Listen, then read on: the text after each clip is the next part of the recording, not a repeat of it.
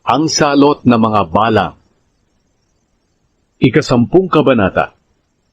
Sinabi ng Panginoon kay Moises, "Puntahan mo ang Paraon dahil pinatigas ko ang puso niya at ng mga opisyal niya, para patuloy kong maipakita sa kanila ang aking mga himala, at para maikwento ninyo sa mga anak at apo ninyo kung paano ko pinarusahan ang mga Ehipsyo at kung paano ako gumawa ng mga himala sa kanila.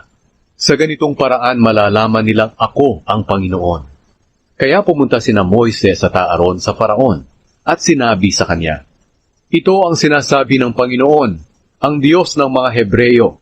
Hanggang kailan ka pa ba magmamatigas sa akin? Paalisin mo ang mamamayan ko para makasamba sila sa akin. Kung hindi mo sila paaalisin, magpapadala ako ng mga balang sa bansa mo bukas.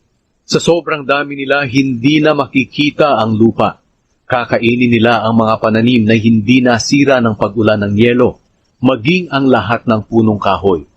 Mapupuno ng balang ang iyong palasyo at ang mga bahay ng mga opisyal at mga mamamayan mo.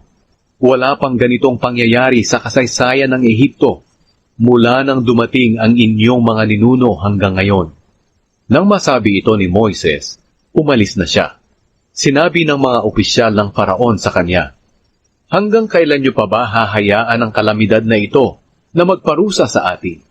Paalisin niyo na po ang mga Israelita para makasamba na sila sa Panginoon na kanilang Diyos. Hindi niyo ba naiisip na nasa lantana ang Ehipto?" Kaya pinabalik sina Moises at Aaron sa Paraon. Sinabi ng Paraon sa kanila, "Maaari na kayong umalis para makasamba kayo sa Panginoon na inyong Diyos. Pero sabihin niyo sa akin, kung sino ang isasama ninyo sa pag-alis." Sumagot si Moises, "Aalis kaming lahat, bata at matanda. Dadalhin namin ang aming mga anak at mga hayop, dahil lahat kami ay magdaraos ng pista para sa Panginoon."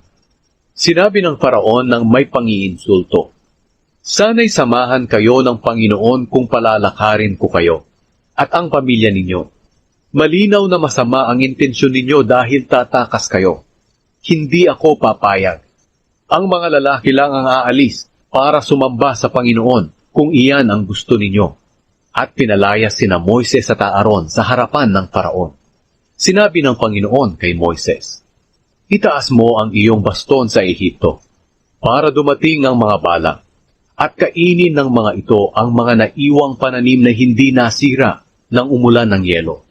Kaya itinaas ni Moises ang kanyang baston at nagpadala ang Panginoon ng hangin mula sa silangan buong araw at gabi. Kinaumagahan, nagdala ang hangin ng napakaraming balang at dumagsa ito sa buong Ehipto.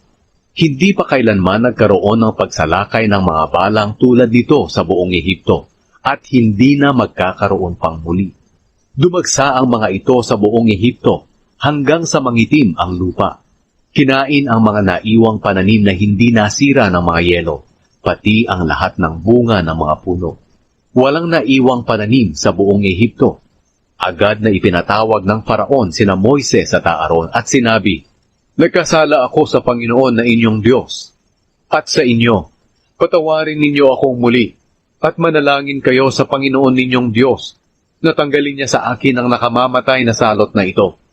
Umalis si Moises at nanalangin sa Panginoon. Sumagot ang Panginoon sa pamamagitan ng pagpapadala ng malakas na hangin galing sa kanluran. At inilipad nito ang mga balang sa dagat na pula. At wala ni isang balang na naiwan sa Ehipto. Pero pinatigas pa rin ng Panginoon ang puso ng Paraon at hindi niya pinaalis ang mga Israelita. Ang salot na kadiliman. Sinabi ng Panginoon kay Moises, "Itaas mo ang iyong kamay sa langit para mabalot ng kadiliman ang buong Ehipto." Kaya itinaas ni Moises ang kamay niya sa langit at nagdilim sa buong Ehipto sa loob ng 3 araw. Walang lumabas na mga Ehipsyo sa kani-kanilang bahay dahil hindi nila makita ang isa't isa. Pero may liwanag sa lugar na tinitirhan ng lahat ng mga Israelita. Ipinatawag ng Paraon si Moises at sinabi, "Sige, sumamba na kayo sa Panginoon. Dalhin ninyo pati na ang inyong pamilya. pero iwan ninyo ang mga hayop. Pero sumagot si Moises, kailangan naming dalhin ang mga hayop namin para makapag-alay kami ng mga handog na sinusunog para sa Panginoon naming Diyos. Dadalhin namin ang mga hayop namin. Walang maiiwan kahit isa sa kanila, sapagkat hindi namin alam kung anong hayop ang ihahandog namin sa Panginoon. Malalaman lang namin ito kapag naroon na kami. Pero pinatigas ng Panginoon ang puso ng Faraon, at hindi niya sila pinaalis. Sinabi ng Faraon kay Moises, umalis ka sa harapan ko. Huwag ka na ulit magpapakita sa akin, dahil kung makikita pa kita, ipapapatay kita. Sumagot si Moises, kung iyan ang gusto mo, hindi na ako muling magpapakita sa iyo.